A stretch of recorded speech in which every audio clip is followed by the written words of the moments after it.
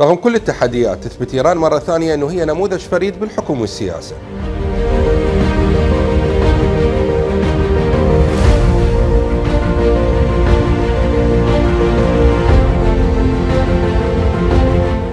ما يمكن قياسا مقاييس الأنظمة التقليدية. النظام الحالي هو أكثر من حكومة، هو مشروع حضاري يجمع بين الهوية الدينية والاستقلال الوطني ومبدأ المقاومة. صحيح أن التحديات الإقليمية كبيرة، وصحيح أن الضغوط الاقتصادية تثقل كاهل المواطن، لكن الإيجابية أنه هاي العوامل كلها ما ثنت إيران عن مبادئها وما خلتها تتراجع عن دعم القضايا العادلة، بل بالعكس التقارير تظهر أن البرنامج النووي الإيراني رغم الضربات اللي تعرض لها لكن هو حاليا يشهد عملية إعادة بناء وتطوير.